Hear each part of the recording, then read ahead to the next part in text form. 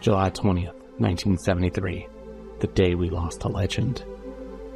Bruce Lee, the man who popularized Asian martial arts throughout the world, had died in tragic fashion.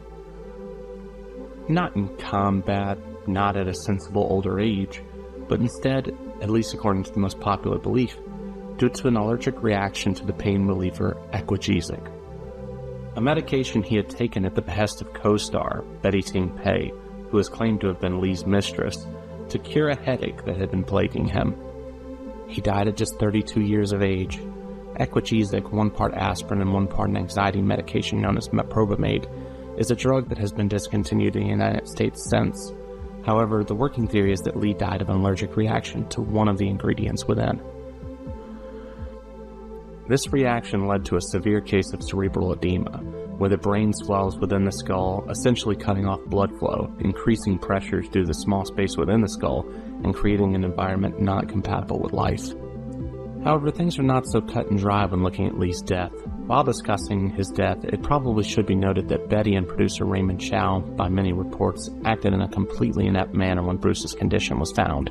They attempted to avoid tabloids instead of calling an ambulance initially. There are many that theorize a variety of reasons for Lee's untimely demise. These theories range from the sensible yet improbable, such as the theory that states that perhaps it was the hashish that was found in his stomach that had caused this. There have actually been studies that show chronic cannabis use has been linked to some variety of cerebral edema, yet it's incredibly unlikely that it could cause edema such as this. There are many other medical theories on the matter, including some saying that Bruce's recent surgery to remove the sweat glands from his armpits made him susceptible to overheating and seizure, but this surgery doesn't seem to do that. Another says, due to a collapse in May that had been deemed heat stroke by most, Bruce might have been epileptic, and according to reports he actually was prescribed an anticonvulsant Dilantin before his death. Could Bruce have died from SUDEP, sudden unexpected death in epilepsy? It's as formidable a theory as any.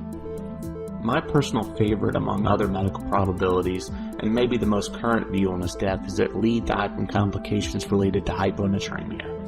Hyponatremia is a term to describe low sodium levels in the blood. In March of 2022, an article was published in the Clinical Kidney Journal titled, "Who Killed Bruce Lee? The Hyponatremia Hypothesis," and it puts forth this theory, and it might be one of the few peer-reviewed papers on the subject. There are aspects of Bruce's life that are revealed within the paper that many of us casual fans may not know about Lee. As a critical care nurse in my normal life, this stuff is of particular interest to me, so please indulge me on this tangent. Within this journal article, it is shown that Lee was likely drinking copious amounts of water throughout the day, due to the Hong Kong heat, due to Bruce's diet consisting of assorted fruits and vegetables that are high in their percentage of water, and of course his marijuana consumption, which can cause increased thirst. This alone would not explain hyponatremia this severe, but when you factor in Bruce's health history and his current medication regimen, it becomes a formidable theory. For one, to keep the physique that he had, it is stated in the article that Bruce was actually on a regimen of anabolic steroids and diuretics. The steroids alone would make him bloat, and the diuretics would help remove excess fluid from the body. Thiazide diuretics in particular are known to cause hyponatremia. But excessive diuretic use can also cause dehydration, further hurting the kidneys and causing all sorts of madness with your electrolyte levels. As the level of sodium is decreased in the body, the level of water is increased. The water searches for somewhere to go. The brain is one such place. As the brain takes on more fluid, it grows, and considering how small the skull is with the brain inside, there aren't many options. This leads to brain herniation, which sees the brain pushing so hard against the skull that it begins to move and displace itself into cavities within the skull that it simply wasn't meant to go into. Without immediate, and I do mean immediate treatment, within the earliest stages of this level of cerebral edema, fatality or severe compromise of brain tissue is almost guaranteed. Yet there are also those absolutely insane theories out there that you might have heard about. Although you don't run into them very often, there have been several conspiracy theories that have floated around after his death, such as the rumor of Bruce Lee being killed by the mystical Dim Mak, the death punch in a battle with a fellow martial artist. Cue the Illuminati and grab your tinfoil hats. I don't like them putting chemicals in the water that turn the friggin' frogs gay! Another popular one has always been that Bruce didn't die at all, and just faked his death for one reason or another. I'm Bruce Lee. What? Bruce Lee? Well, you see, it's not true that I'm dead. The whole thing was just a publicity gimmick for my next film. I hoped I could survive that. Fate changes you. You cannot change it. There just has to be a way. There is a way, isn't there? Yes. You must announce that you are dead. Your wife, your children, your friend, and above all, your work, that's gone. You will live as a recluse for 10 years. Many believe Bruce Lee is still alive, a recluse, preparing to return in 1983, 10 years from the day of his disappearance. This rumor is widespread in Southeast Asia, where his followers await The insane conspiracy theories surrounding his death, which have grown to preposterous levels in the years following his passing, are similar to the root of the films we're discussing today. They are, if we're to be honest, at times disrespectful to the man and his family, and yet they serve a purpose in trying to keep Bruce Lee alive in some regard, even after all these years. Such are the best and worst merits of the genre known as Bruceploitation.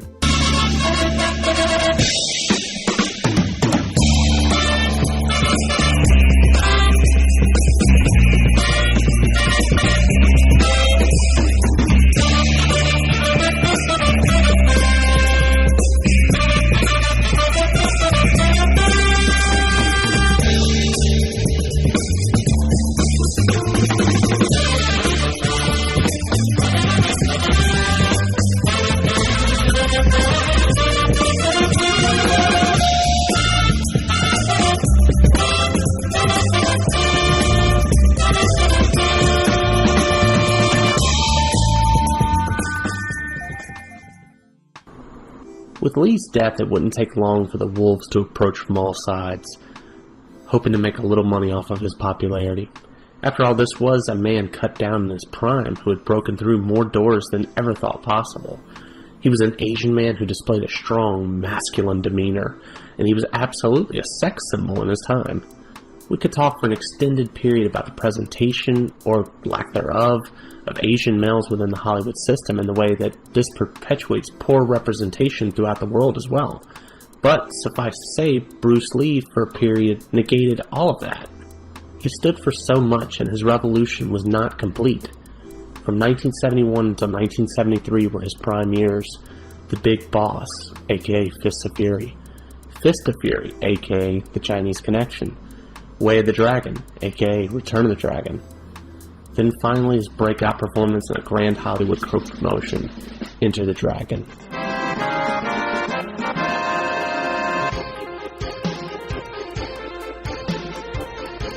These were his feature films, and aside from Game of Death, which was only partially filmed and was released much later, and which we will discuss further along in this video, this was it as far as Bruce Lee's work on the big screen was concerned. With his few short years of activity and the gigantic impact he had all over the world, copycats were guaranteed. However, in Hong Kong, as well as in the further regions outside the stranglehold of Hollywood, the quote-unquote copycats could be a little more shameless than what we might expect in the West. Now, before we get to dissecting the Bruceploitation genre, there were a couple of titles that fit the genre that even preceded Bruce Lee's death. I intend to mention a couple of early Bruceploitation titles later, but one worth mentioning that is an oddball for the entire genre is Fist of Unicorn from 1973. Released months before Bruce's death, the film is notable for actually instigating a lawsuit. The star of the film, Unicorn Chan, was a childhood friend of Bruce's. They had acted in roles together as children, and Bruce even gave Chan a small role in Return of the Dragon. So when Chan was going to star in his own feature, he of course wanted to have his more famous friend to lend credibility to the feature. Unfortunate for Unicorn Chan, Bruce didn't want to be featured as an actor, but he did agree to help with fight choreography on the film. With that said, while the film was being shot, someone somehow shot a few seconds of a shirtless Bruce Lee helping with choreography behind the scenes. And when Singhui Film were preparing the film for an international release, they decided to take this short clip, along with the use of a body double and an actual poster of Bruce Lee himself, to create a small sequence where apparently Bruce Lee is shown to be training our lead in Kung Fu. Yeah! Not bad. But what's this now? This ultimately created a rift and saw Bruce file a lawsuit for the daring stunt. The editing in the film is so shameless that it truly set the bar for some of the most egregious moments in Bruceploitation that were still yet to come. The film's worth a look, if only for that. Well, the only other notable thing about Fist of Unicorn is that it features a 5-second cameo from this fellow, who would be somewhat famous a few years later. Now, to speak on the film that would ultimately create the overall template for the genre we are discussing today, less than a year after his death, the world was gifted the first piece of cinema that would be universally classified as fitting into the Bruceploitation genre. Bruce Lee: A Dragon Story was released in 1974 and is often described as the first Bruceploitation film as we know it. From everything I've gathered, this is hailed as the first true piece of Bruceploitation, a docudrama relaying Bruce's life and accomplishments. The film shouldn't be confused with the 1990s American docudrama known as Dragon, a Bruce Lee story. Still, A Dragon Story manages to be a prime example of one of the many types of films that make up this genre. What is Bruceploitation? Like most genres with varying subgenres, there is a simple answer and a more convoluted one. A simple answer would look something like this: a series of films often exploiting Bruce Lee's popularity, which were made in the wake of his death and often feature protagonists that look and act somewhat like the late martial arts superstar. The convoluted answer mostly comes from the fact that there are many tangents within the genre, and very few clear discernible edges that create distinct patterns that allow you to really state whether certain films truly are Bruceploitation or not. We ran into the same issue during our Pinky Violence episode. However, there are definitely standards within what we consider to be Bruceploitation, and mostly there are consistent themes that pop up over and over again and help to guide your way. The first section or subgenre to discuss within these films are the documentaries and the docudramas. Meant to be a less shameful way to pack people into a theater for a glimpse of this cinematic icon. Some were lowbrow and some were less so. An interesting title to start with would be the one that isn't actually a part of this discussion usually: Bruce Lee, the Man, the Legend, which actually predates the Bruceploitation genre and was a Raymond Chow produced feature that is a 100% straight-laced documentary. No unnecessary clips of Bruce Lee jumping out of a casket or any other such nonsense. For those who do not know, Raymond Chow was the founder of Golden Harvest Studios and the producer who collaborated with Lee on all of his films. It's certainly not a film that I would include as an actual piece of exploitation or Bruceploitation. However, there's a certain mondo atmosphere to the documentary, and it captures the vibe surrounding Bruce Lee's death. The documentary establishes the legendary side of Lee, covers his life and recurring themes that pop up in many of the Bruceploitation flicks that we're going to talk about. Plus it has an element of, dare I say yes, maybe exploitation, as we're treated to a large helping of footage from Bruce Lee's actual funeral, which is both heartbreaking and fascinating.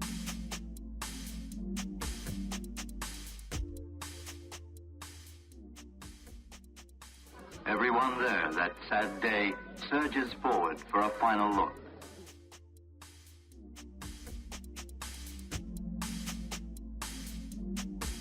Of the actual Bruceploitation films out there that take a purely documentary style approach, Fist of Fear, Touch of Death from 1980 may be the most shameless and disrespectful of all Bruceploitation films. Honestly, calling it a documentary or even a mockumentary is a bit of a stretch, as it is a film that doesn't really know what it wants to be, crafting a story around a martial arts tournament that will somehow crown Bruce Lee's successor. The film was a down and dirty cash grab from Aquarius Releasing's Terry Levine. Levine has helped release some exploitation standouts in his time, including producing the American version of the godlike, Z-grade trash classic Zombie Holocaust, aka Dr. Butcher MD. But Fist of Fear, Touch of Death is the type of offering to the cinematic world that speaks volumes. The entire production was simply a ruse to mix two films together that Levine and his group had acquired. The first film, a Bruce Lee title from his childhood, The Thunderstorm, which was a family drama that was originally a stage play. The second movie featured was a wuxia title known as Invincible Super Chan. Due to the filmmakers not knowing what they had and likely being confused by the use of swords in a kung fu movie, the actors in Super Chan are routinely referred to as samurai, despite samurai being Japanese and the film in question being from Taiwan. In the film, Bruce is referred to as actually trying to earn his black belt in karate as well. I missed you.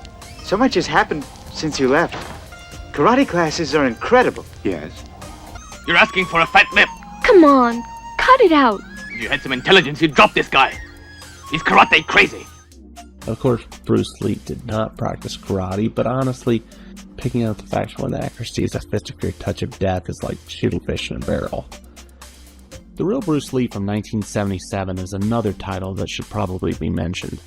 Produced by Seraphim Alexis, an American producer who is likely best known for being the distributor for Yellow, I Am Curious, he brought us a few Bruceploitation titles as he attempted to cash in on the craze, and The Real Bruce Lee was an interesting one. Partially a documentary of sorts and partially a Trojan horse to introduce American audiences to Dragon Lee and to a lesser degree Bruce Lee as well. The film is what you get when you hand a bunch of clips to a person with no imagination and then ask them to make a documentary. Very short bursts of actual documentary work that delivers minimal information. To Los Angeles, where he got his first acting job as Kato in the TV series The Green Hornet. This is followed by the inclusion of Last Fist of Fury as a feature film. It's all a cheap cash grab that doesn't do a lot of new things. Still, within our first segment of Bruceploitation offerings, aside from the straight documentaries, there are also the docudramas, the films that attempt to detail Bruce Lee's life for the most part, but do so in a fictional way. They embellish for sure, but at least there is a vested interest in many of these, and most make an attempt to produce a cohesive film.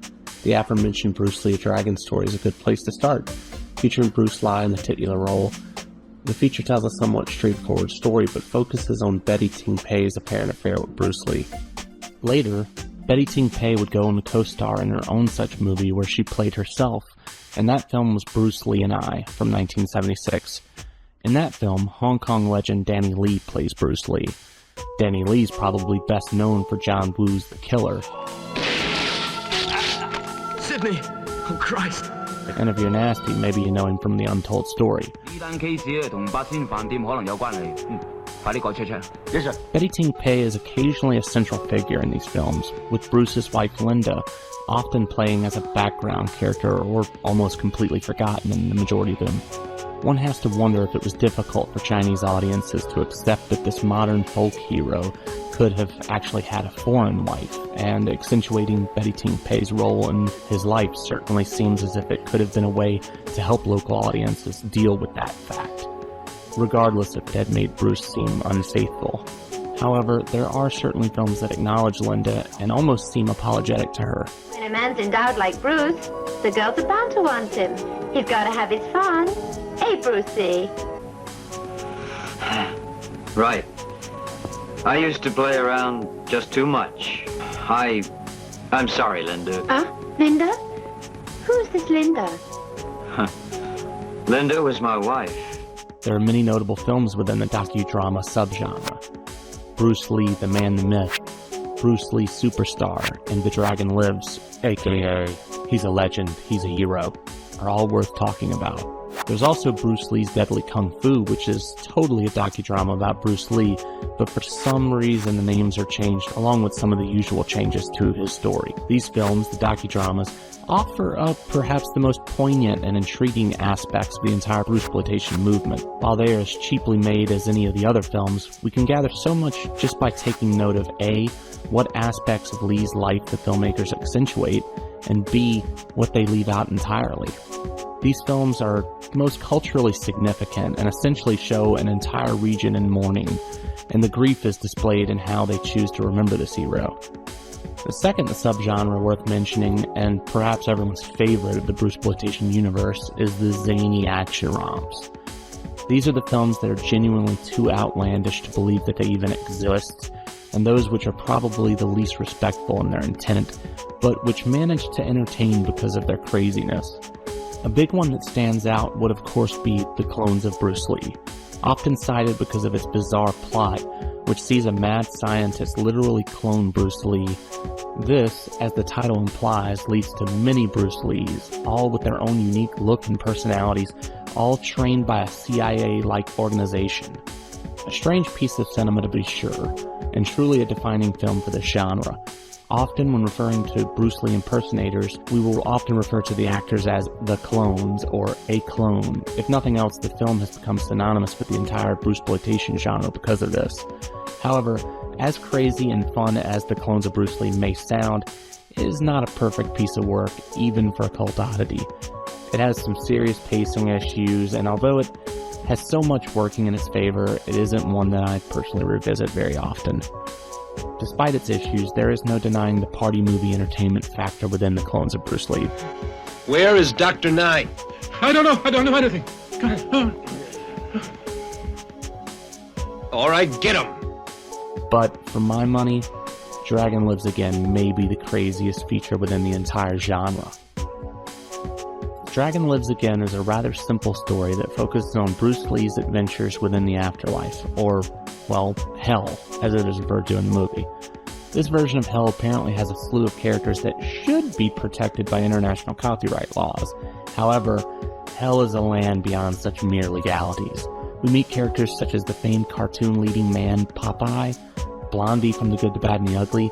Somehow Dracula pops up, James Bond is here, of course, blind samurai and Japanese legend Zatoichi shows up, Emmanuel from the erotic European films, as well as a dozen others. It's a movie where Bruce makes his first appearance with an apparent boner that ultimately turns out to be his nunchaku?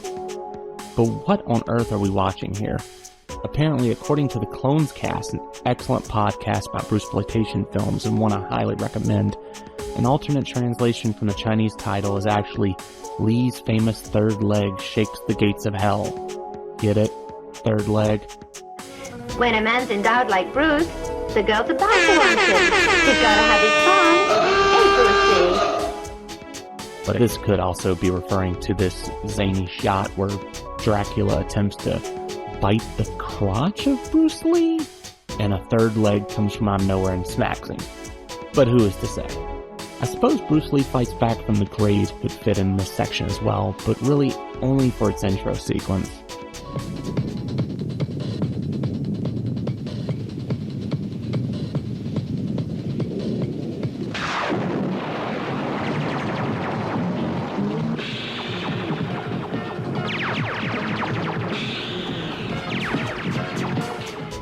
The promise of this introduction can't be topped, and the film just crumbles underneath the pressure of having to deliver after such a blatantly exploitative opening.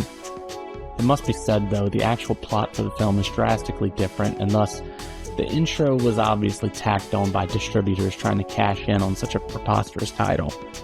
The rest of the film falls further into our fourth category. We'll get to that in a moment. The plot sees a young Korean man credited as Bruce K.L. Lee in the US version of the film, traveling to America to discover the truth about his brother's death.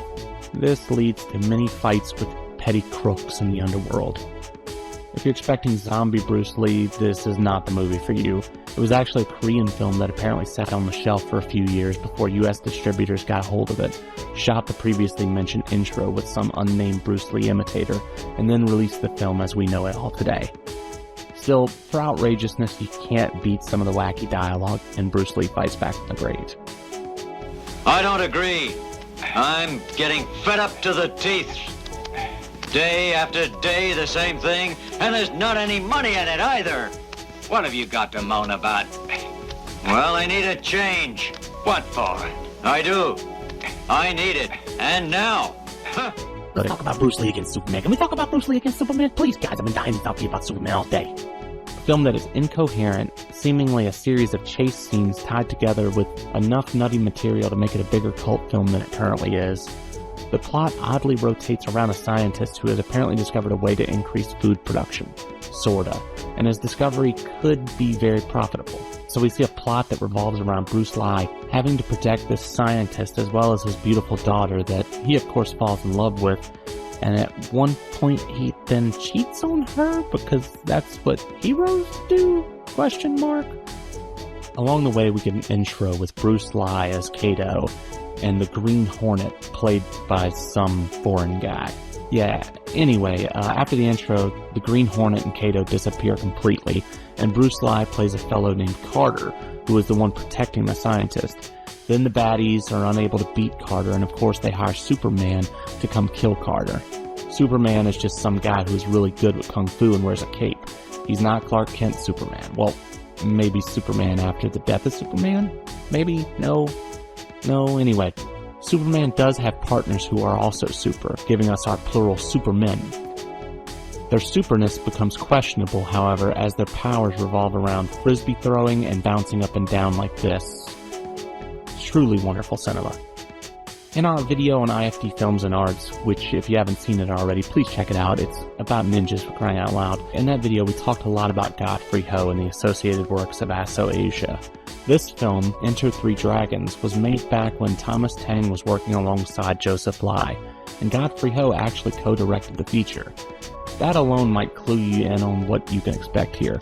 The IFD formula, for those who don't know, was usually to film some foreigners dressed like ninjas and then intercut that footage with a previously purchased low-budget film, usually from Taiwan or Korea, creating a nonsensical feature that a few entertaining elements would pop out of. With Enter Three Ninjas, the film is not a cut-and-paste effort, but it's still just as incoherent. Although it does feature 3 different Bruce clones, this one isn't as entertaining as the original clones of Bruce Lee. Though, going back to the excellent resource that is the Clones cast, both films were shot back-to-back apparently by different crews, but in the same area and sharing some set pieces. Although not incredibly entertaining, this one is completely insane, so it has that going for it. While talking about IFD and Bruceploitation, it should be noted that they have some other titles under their belt. In fact, scenes featuring Bruce Lai, L.A.I., in this film were cut up and edited into a feature title of theirs, The Blazing Ninja. Similar to other IFD Aso-Asia titles like Bruce Against the Odds,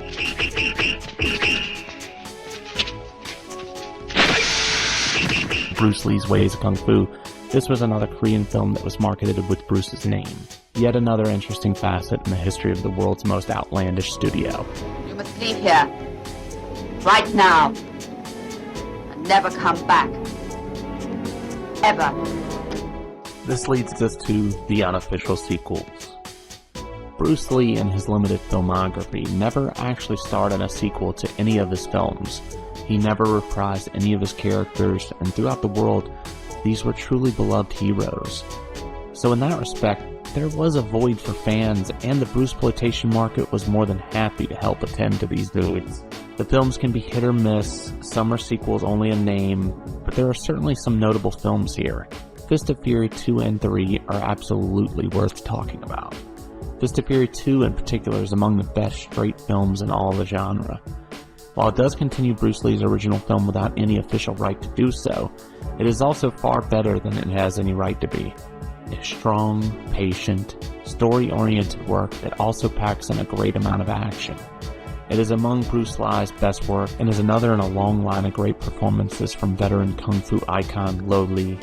The scenes where we endure the brutality of the Japanese are also almost unbearable at times, and it makes it such a release for the audience when Bruce Lee finally unleashes his vengeance. It's a film filled to the brim with audience wish fulfillment. Bruce Lee's character, the brother to Bruce Lee's Chen Zhen, is such an easily relatable hero despite being a Superman-type character. His cause is simple, direct, and he is a man of conscience surrounded by cowards and true villains. Possibly the best Bruceploitation film without any hints of irony.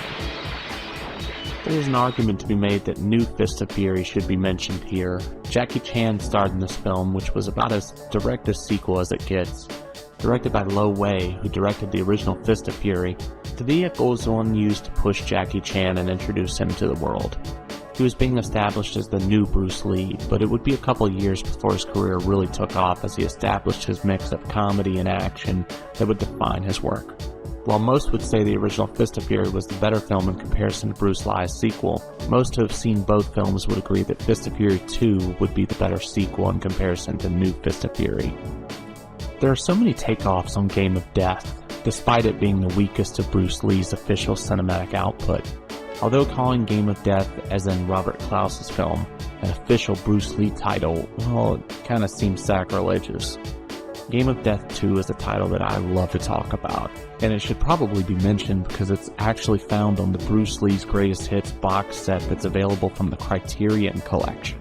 Despite being a part of the prestigious Criterion Collection, be assured that this one is most certainly Bruceploitation. It just so happens to be one of the best of the genre as well, arguably using clips of Bruce Lee better than Klaus did with his completion of Game of Death. Directed by the incomparable Ing Si-yoon, he is likely the most talented director to ever dabble in the Bruceploitation genre. Not to be relegated to that one genre, it should be mentioned that he also directed classics such as the Secret Rivals movies.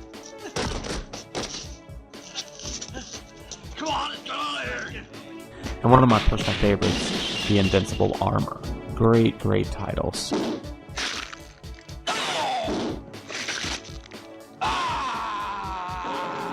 This one is worth seeking out due to its pulp feel and the atmosphere of the film, which truly makes you feel as if you're taking part in a huge adventure. The first half of the movie, and I know I've already said this but it bears repeating, it uses footage of Bruce better than Klaus's film could have ever imagined. And the second half of the movie features a James Bond type plot with action choreography by none other than the legendary Yuen Ping.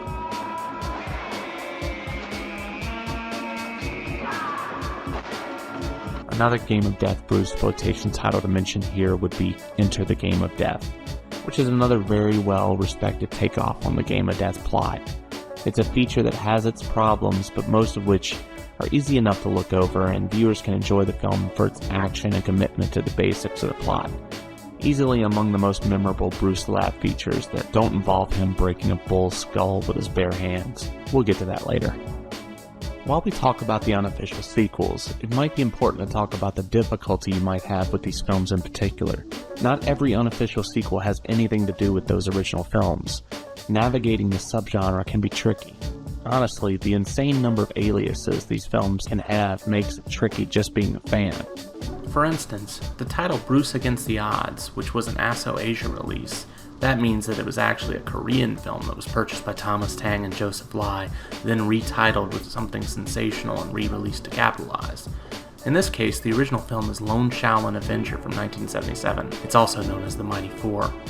And the film stars the awesome Casanova Wong, but the titles don't stop there. Aside from the Bruceploitation-esque title Bruce Against the Odds, this film also had a UK release as Big Boss 2, despite having nothing to do with the Big Boss. And as we've mentioned a Big Boss 2, it's worth mentioning that there's a lost film out there named Big Boss Part 2.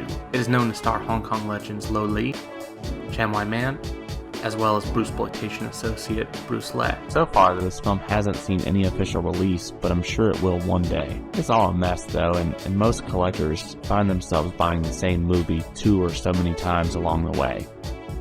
Bruce Le's Greatest Revenge would also be released in some areas with the title Way of the Dragon 2. This Bruce Le vehicle though, if any of the producers had stopped for a few minutes to take a look, they would discover it has more in common with Fist of Fury as opposed to Way of the Dragon, aka Return of the Dragon. The third type of film, and one that you'll run into quite often, are those that are just loosely associated. These are the films that are added to the genre for one of a few tenuous reasons. If it features even a threadbare connection to Bruce Lee, it's in. If it was cheaply marketed off the back of Bruce Lee despite the contents of the film, it's in. Maybe they feature one of the big names in Bruceploitation, a group of actors that we'll single out shortly, but oftentimes the use of these actors, no matter their backdrop, is often considered enough to warrant a Bruceploitation class. That's enough to get it in. And maybe the film includes some kind of memorable Bruce Lee related content. But most of these films really could have been their own thing had no one forced the Bruce Lee relation. The lines definitely become blurred at times when you go too far out into the fringes of the subgenre. Does the Jim Kelly vehicle, The Tattoo Connection, count? After all, that film title has to be reflective of the Chinese connection, right? And Jim Kelly co-starred with Bruce in Enter the Dragon. Plus there are several other actors and production members that worked on the film that had close ties with Bruce Lee. But there's no Bruce Lee, no Dragon Lee to be found anywhere in sight. Well, Bruce Leung did work on the fight choreography, but like I said, the ties are tenuous at best. Sometimes the clones actually are meant to be Bruce Lee, but sometimes they're not, but are in some way tied to Bruce, such as in Bruce's Deadly Fingers, where Bruce Lee looks and acts like Bruce Lee, but is in fact looking for a hidden book, apparently written by Bruce Lee, that holds the secrets to finger kung fu. Believe it or not, this isn't the only film to posit the theory that Bruce had some secret finger kung fu that he hid from the world. Now listen to me. Bruce Lee wrote a book on finger technique. It was passed to him by someone who studied under the Shaolin monks. With his death, it's worth a fortune. I want that book. Yes, sir.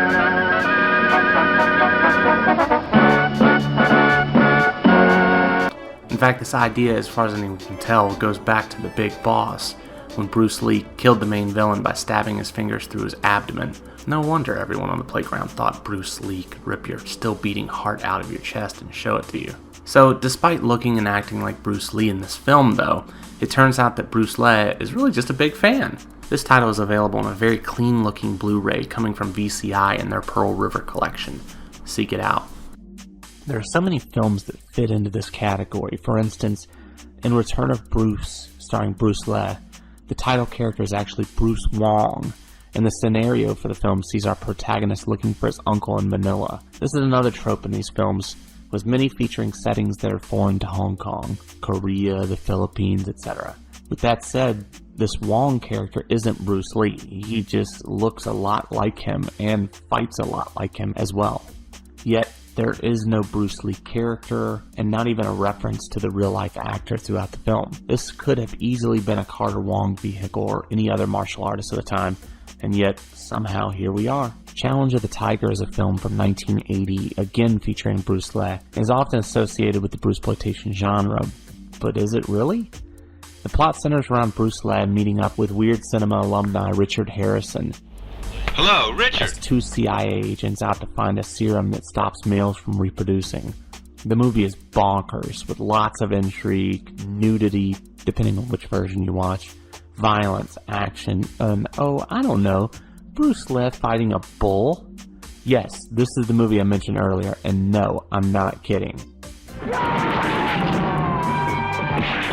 He punches a bull in the head and cracks its skull like Sonny Chiba. Still, what does all of this have to do with Bruce Lee? If you answered nothing, you win the prize. But even still, Bruce Lee mimics Bruce Lee's movements and seems to simply be on autopilot in that department. But is this where the genre finds its edges? There are so many examples of this. In Bruce Lee's Ways of Kung Fu, mentioned earlier, another Joseph Lai production, Dragon Lee plays a man out for revenge in feudal China. There is no Bruce Lee to speak of other than in the title. Aso Asia, Joseph Lai, Thomas Tang, they're really bad about buying up these South Korean films and re-releasing them with Bruceploitation titles. With some of them, they didn't even bother dubbing in Bruce Lee references in order to qualify their title. Within this facet of Bruceploitation, regardless of their actual content, there will usually be some dodgy adjustment to the script or post-production that ties the film to Bruce. Sometimes, as with these Joseph Lai productions, the only link is in the title of the film itself. Sometimes the film simply features the real Bruce Lee all over the promotional materials, but then the movie itself doesn't feature the actor even in a passing way. No matter what, they were promoted as Bruce Lee vehicles. How these films were promoted in Hong Kong, I'm unsure, but unscrupulous American producers usually weren't interested in promoting Bruce Lee or Bruce Lee. This leads us to our next section, the actors.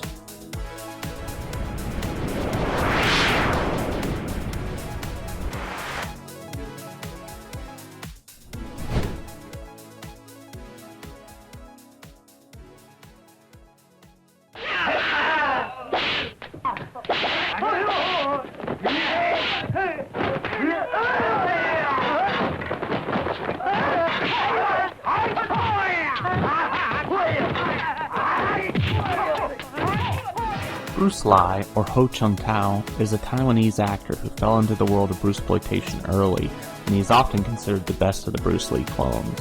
Bearing more of a resemblance to Bruce than some others, he was also very physically gifted. He had the natural talents and physique for these roles, although this same talent for Bruce Lee films would ultimately lead to his disapproval of the film business. Beginning his career with small parts, Lee entered into the Bruceploitation genre early on with Bruce Lee: A Dragon Story. That biopic was made just 1 year after the death of Bruce Lee. These biopics would turn into a specialty for Lee, starring in at least 5 different biographies by my count.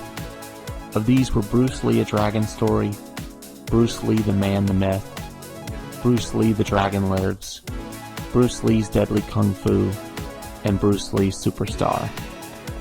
As years went by and as the Bruceploitation era was coming to a close, Lai ultimately retired, dissatisfied with being so heavily associated with the Bruceploitation genre and being typecast. Lai's passion for acting had dissipated, and he instead focused on excelling as a university physical education instructor. Recent footage has shown him to still be in great shape and still practicing martial arts. I'm looking forward to the upcoming documentary Enter the Clones of Bruce, which appears to have an interview with Bruce Lai, as well as many others, and should be a lot more insightful than this video here. During Bruce Lai's prime years, he had become the face of the Bruceploitation genre, and for that, he has made a mark on the world of cult film. Should have done that earlier. Hey, take the girl. Right, come on. Come on.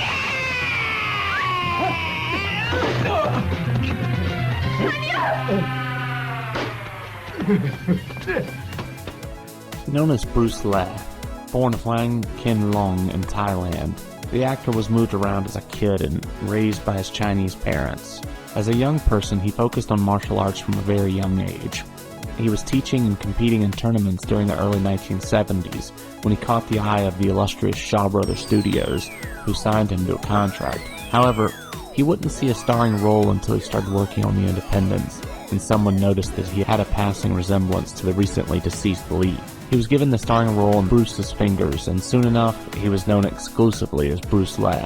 It's harder to find information about Lee's personal life on the internet, as well as the behind-the-scenes stories dealing with his career. But what his career did deliver is a wealth of Bruceploitation films. Numerous films, some of which he directed himself, are out there. As with anything Bruceploitation, quality varies, but there's no getting around the fact that Lee ultimately made his mark on the business. Behind Bruce Lee, he is arguably the number 2 Bruce Lee imitator. However, he has some pretty strong competition with our next clone.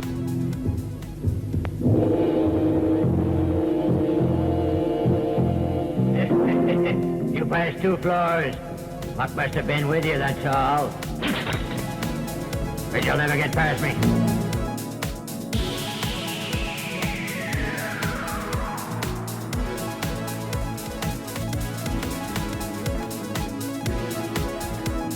I don't think so. I see your praise. Born Moon Kyung-suk, the man who would one day be known as both Bruce Lee, L-E-I, and Dragon Lee, was another import who found his way into this genre. Born and raised in South Korea, Dragon Lee studied Taekwondo as well as Hapkido before entering the world of acting. Both of these martial arts are traditional in Korea and have a different focus from the Chinese Kung Fu, for which Dragon Lee would be so well known on film for. The story goes that Dragon Lee was initially spotted at a movie theater by a man who had connections in Hong Kong. Dragon was picked out of the crowd for his passing resemblance to Bruce Lee. However, Dragon was a beefier Bruce Lee clone than your average, making him one of the standouts from the various Bruce Lee impersonators out there, certainly from a visual perspective. He starred in several Bruceploitation films during his time, and unlike some others, it didn't completely hinder his career. He traveled back and forth between Hong Kong and Korea during his prime international years, but he eventually settled back down in South Korea and continued to work as an actor and a producer. A Korean actor born as Chang Yi-tao, he was later christened with the name Bruce Lai, L-A-I, a Tang Soo Do practitioner, which is a Korean martial art very similar in style to Shotokan Karate. His accomplishments within his martial art are quite exemplary. A 9th Dan, he was given the official title of Secretary General of the Korean Tang Soo Do Association. His prowess in martial arts saw him working as an instructor in the U.S. Osan Air Base. He was training so many students and was so indistinguishable from the martial arts that he was given the nickname the Bruce Lee of Korea by some Westerners. Bruce would ultimately find himself in Hong Kong riding the Bruceploitation wave. His filmography isn't as full of Bruceploitation titles as some of the other men listed, but he was featured in some quote-unquote classics, including Enter 3 Dragons and Bruce Lee's Ways of Kung Fu. He also had some notable films associated with and directed by the legendary Godfrey Ho. If you'd like to learn more about Godfrey Ho, I'm going to give my plug for IFD Films and Arts yet again. Unfortunately, Bruce L.A.I. would pass away in 2014, losing a hard-fought battle with cancer. Killed Sammy, did you know that? Well, I will stand up to them. Our kung fu, shall we practice it then? All right.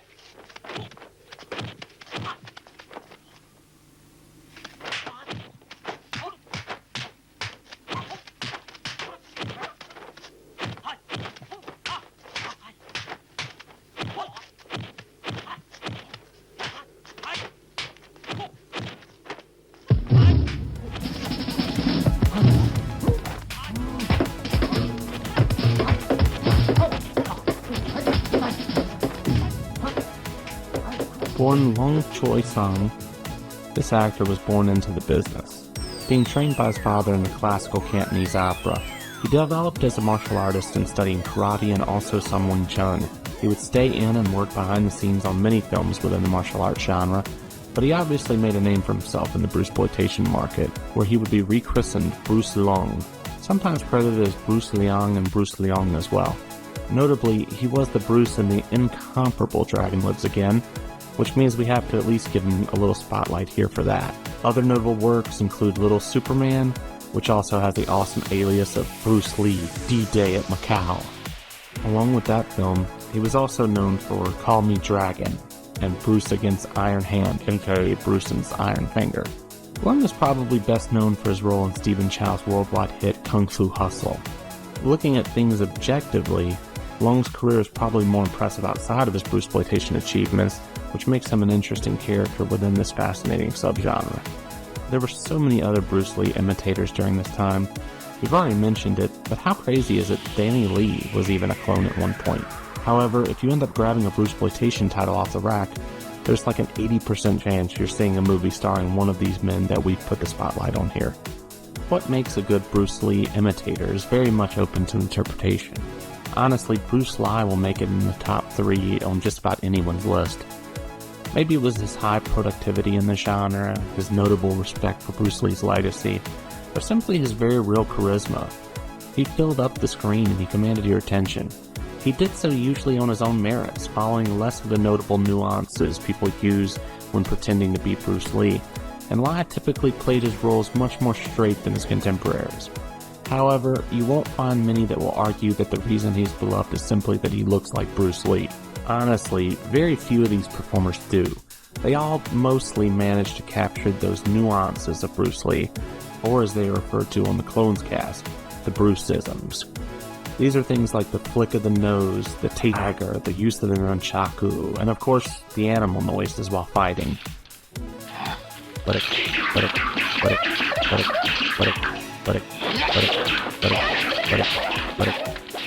If you're really interested in this subject, I highly recommend you search out the Clones cast with Michael and Matthew. I've mentioned it a few times at this point, and I really can't recommend it enough. I'm not sure what their future will look like, but it is a phenomenal and enlightening podcast that doesn't poke fun at these features.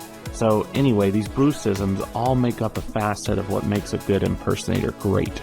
But honestly, those that bring their own spin to these characters usually end up the most memorable. Now that we've discussed the performers, let's look at the surrounding areas and background to these films. The films outside of Hong Kong. While the broad majority of what we think of as Bruceploitation was produced in Hong Kong and neighboring markets, this wasn't the only area that produced classic Bruceploitation. South Korea certainly produced a wide variety of Bruceploitation during the prime years of the genre. There were many films from Taiwan as well. Yet we always end up returning to the home of Bruceploitation and Kung Fu cinema itself, Hong Kong. It is a land we either laud or loathe for helping create this genre. During the 1980s, all the way until modern day, one can easily find Western movies and moments in television that show inspiration from both Bruce Lee as well as the Bruceploitation movement. But during the 1970s, when Bruceploitation was born, the process of copying Bruce Lee did stick pretty close to the Asian markets. Fist of Fear, Touch of Death had been mentioned earlier as a prime American entry into the Bruceploitation marketplace, but it wasn't alone. Fury of the Dragon from 1976, another piece of Bruceploitation from America cobbled together by a father and son who procured the rights to the Green Hornet TV show, was a strung-together feature that was Frankensteined from the TV series and managed to sell out 42nd Street. Ramon Zamora, often referred to as the Bruce Lee of the Philippines, created features that are equated with Bruceploitation. Although he isn't mentioned nearly as much as some of his contemporaries, he was ripping off Bruce Lee very early into the Dragon's career. His films actually predate Bruce Lee's death. Aside from his haircut, though, and the animal noises when he fights, Silva isn't exactly a carbon copy of Bruce Lee. He was an actor that certainly carried his own level of charisma, and the films are actually a good bit of fun. With titles like The Pig Boss, Shadow of the Dragon, and The Game of Death, it's obvious that the inspiration was more than just subtle ideas being lifted here and there. His Game of Death predates Robert Klaus's and is essentially a clone of Enter the Dragon with a few original elements. In Brazil, 1975 saw a cult oddity come to light known worldwide as Bruce Lee vs. Gay Power. The original title was essentially Kung Fu vs. the Dolls, which is also a slang term for effeminate men, I'm told.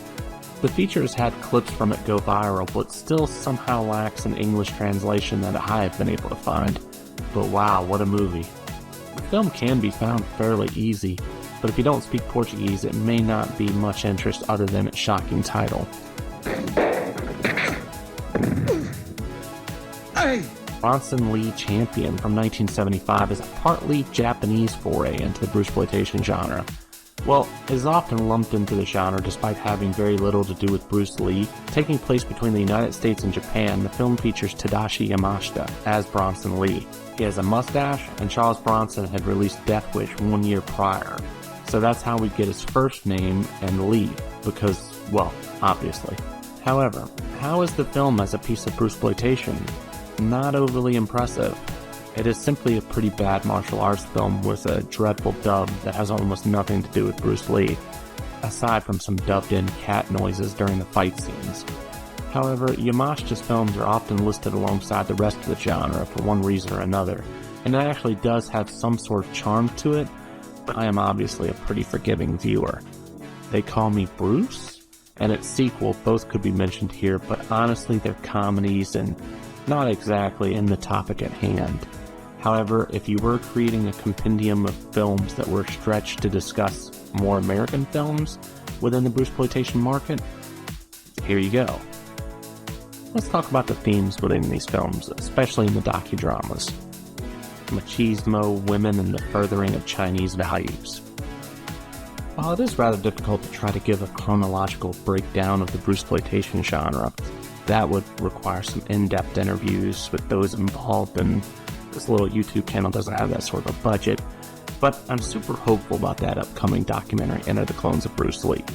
So with that in mind, instead I would like to talk about some of the common themes and motifs that viewers can maybe expect from some of these films. Now, it must be said, not every film will have each and every one of these themes or ideas, but these are simply recurring aspects of the genre that make it into more than one or two films at least. And honestly, since the genre is so broad, the films that I'm typically analyzing from here forth are, like I said, the docudramas. For reasons we'll get into shortly, Bruce Lee's home life was often ignored or simplified in these films. Instead, there's more of a focus on a more traditional Chinese courtship for Bruce. While it is commonly thought that Bruce Lee's relationship with actress Betty Ting Pei was more than just that of friendship, it seems kind of classless just to throw it out there like it's a fact when all we have to go on are the confessions of Betty Ting Pei as far as I'm aware. And we know that her off on Bruce Lee and I as being an authentic depiction of her relationship with Bruce Lee, so who can say? Linda Lee, Bruce's wife, her actual presentation in some of these films is always something to keep your eye on. Within the docudramas, her representation is among the most interesting and drastically different aspects of what the filmmakers account for in Lee's life. In reality, Linda was a huge part of Bruce's life and a real driving element in all of his various projects. In these movies, though, she is more often than not a background character. In Bruce Lee, the Man, the Myth, she doesn't even show up until 45 minutes into the movie. Well, after the film has established Bruce's background, his martial arts training at home and in America, his entrance into television and film, she basically only makes an appearance as the film enters into its final stretch. And then when she does, the kids have already been born and they are all enveloped in shadow. Finding a film that represents their marriage as passionate seems a daunting task within this film culture. The Dragon Lives is another one that relegates Linda to being an occasional piece of the scenery, set decoration, while we focus on the actual important things in the life of Bruce Lee.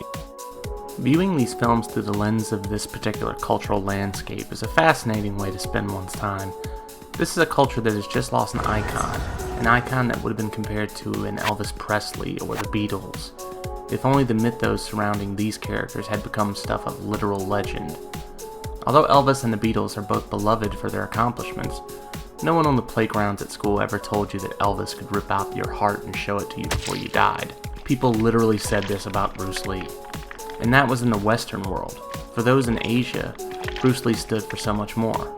In such an unceremonious way, in the bed of a woman other than his wife, it filled the tabloids and it created paranoia and conspiracy theories. How did this little pill really kill this legend? What was the deal with Betty Ting Pei? Why wasn't Bruce married to a Chinese girl anyway? Why did he have to marry a foreigner? There were many questions, and there were a million tabloids out there trying to shill answers to the public, no matter if their answers were right or wrong. And what did Bruceploitation do? It went straight to the tabloids for its answers. Temperament of the Day obviously felt a certain way about Bruce's Caucasian wife, and it is represented in these films. Linda is out, and Betty or another Chinese girl is in. Despite the fact that the relationship would be outside of marriage, it does show that Bruce ultimately cared more for the Chinese in one fashion or another. Reverence for the hero while rewriting history. Occasionally these films will feature some moments where it seems to honestly pay tribute to Bruce and all of his accomplishments. These moments can be touching and sincere, and yet there's also usually an idealistic portrayal of Bruce and his beliefs that is specifically targeted towards a Chinese audience. Bruce Lee, if you look at his life and values, it was clear that he was an iconoclast. He was a man of his era, and that era was the 1960s. This was a time of changing values and morality, and these new ideals were very instrumental in forming his beliefs. He grew up an adherent to Wing Chun Kung Fu, studying under Grandmaster Yip Man, but closer to his death, he didn't appear to be a Wing Chun or bust diehard. Much has been said about his belief in cross-training, learning various martial arts and taking the best elements from each, and how at odds this was with traditional values in Asia at the time. He was a Chinese man born in America, he was married to an American woman, and he was very much a traveler of the world who embraced the different cultures he encountered. He indulged in hashish, he bucked the system, and he didn't seem pinned down by any one set of beliefs. In terms of filmmaking, he was completely at odds with his contemporaries. His own Jeet Kune Do style started showing through in his final films, which was Bruce Lee's own martial arts system that he had developed. For those who don't know, Jeet Kune Do, when translated, means Way of the Intercepting Fist. There's so much to say about Jeet Kune Do, and I honestly won't be able to do it justice, but I will attempt to briefly summarize some aspects. Bruce, after a martial arts fight with Wong Jack Man, felt very different about his traditional martial arts system. The fight with Wong Jack Man, some say he lost it, others say he won, but regardless, he was disappointed with the effort and time he had put into the fight. Either way, Bruce's new obsession came from studying various martial arts to find what worked and what did not. The Way of the Intercepting Fist title actually comes from fencing, an art that Lee studied deeply. To intercept your opponent is to attack as they telegraph their own attack.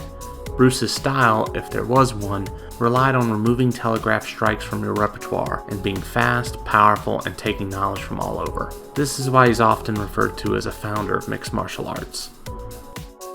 For instance, he used multiple judo-style throws, followed by a Kimura lock on Sammo Hung during the intro to Enter the Dragon. In the same film, an armbar is shown being performed by Bolo Yeung on John Saxon. These are grappling moves that are not exactly synonymous with Wing Chun. Bruce didn't adhere to the philosophy of the day when it came to fight choreography. He ran into issues with his first director he attempted to work with on his first film, The Big Boss. So much so that Golden Harpist had to replace the filmmaker with Lo Wei, and many of their disagreements came about because of fight choreography. Bruce's fighting style on film is one of least wasted moments. Bruce's films don't usually feature back and forth battles with fancy and beautiful choreography. Instead, he beats up several guys at a time and knocks them unconscious with one or two strikes. While the old guard had their beliefs enforced by years of Peking opera, Bruce wanted film to realistically demonstrate the power of martial arts. He wrote to his wife during the filming of Big Boss, When I fight these underlings, I should get rid of them with 3 kicks. If it takes a long time to dispatch these peons, then what should I do when I meet the head villain? I'll have to fight him for a whole hour. He was breaking rules at the time, but you may not realize this if you picked up your history from Bruceploitation films. In these films, Bruce is often shown to be a bit of a nationalist who not only embraces his position as a Chinese hero, but he's infatuated with it. Why did you try to deceive me? Simple to answer. Because I'm a Chinese. Prepared to do anything for my country, even give my life. Don't you understand? I'll kill you, here and now. For my country and my people. I'm willing to sacrifice my own life gladly. His belief in Jeet Kune Do is often glossed over, or his very own martial art seems to be demonstrated by writers who didn't really understand it in the first place. While Bruce surely did demonstrations and broke his share of clay pots in his day, some of the Bruceploitation docudramas take this to different levels, and very old school for a cutting-edge martial artist. These were filmmakers who weren't exactly Bruce Lee experts and had to craft quick and easily digestible entertainment. What is the first thing that stands out about Bruce? His speed. So that must be the secret to Jeet Kune Do. Look, don't worry about the forms. Speed. That's the thing that counts. That's what matters. Be fast. Mr. Lee, I'm Walsh from the Daily News. What would you say is the most important thing one should learn in the martial arts? To be quick. You lose if you're quick. Traditional Wing Chun instead is put on the forefront most of the time, and the fight scenes reflect this more traditional approach as well. Fight scenes are much more similar to traditional martial arts films of the era, the kind that one might see from a Shaw Brothers feature, as opposed to Bruce's actual innovations. Bruce, who was rarely shown to backpedal on his heels in his films, he was always presented as being strong, and he was rarely ever knocked down, can sometimes be shown having his butt entirely kicked in these movies, and the fight scenes are almost always full of long bouts of complicated back and forth choreography. The discerning man of culture pines for home. I have to go to America tomorrow. Oh? Why do you go there? Mother wants me to. What she thinks is that America is different. She's insisting. What am I expected to do? I don't want to study in America.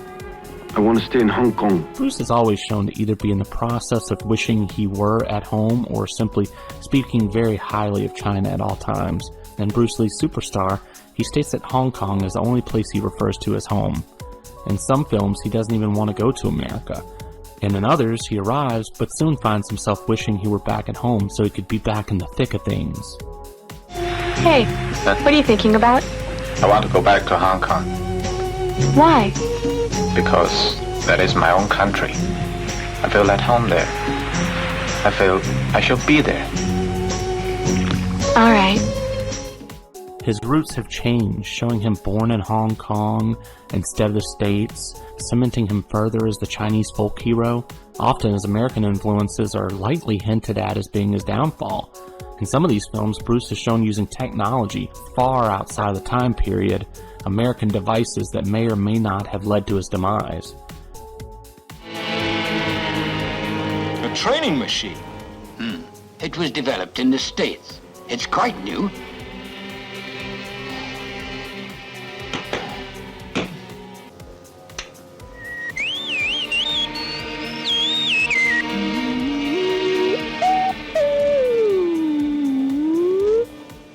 Be careful. 50 pounds, 100 pounds, 150, 200, 250, 300. Whatever Bruce's feelings about China and Hong Kong, whatever they may have been, the reality seems to be that in life he was very receptive to other cultures. In The Way of the Dragon, a pet project of Bruce's, his protagonist wanders outside with a new friend and finds that many of those around him have started to learn karate as a means of protection. Karate, a Japanese martial art. His friend bemoans their decision, as this is a foreign martial art. Bruce's character stops him and states, "Foreign or not, if it helps you to look after yourself when you're in a fight, then you should learn to use it. It doesn't matter at all where it comes from." Although this seems common to Bruce's real-life belief in studying various martial arts, this is not an idea you often see in the world of Bruceploitation. Ultimately, with the docudramas, the goal is to further engage Bruce Lee as a legendary Chinese martial artist with a greater emphasis on his nationality, with the limited budgets and the preconceived vision that the filmmakers had in terms of how they would represent Bruce Lee. These films aren't usually eye-opening in terms of learning about the real life of Bruce Lee. However, they are probably the most engaging subgenre within the world of Bruceploitation because they capture an emotional response to Bruce Lee's death. True exploitation or just marketing?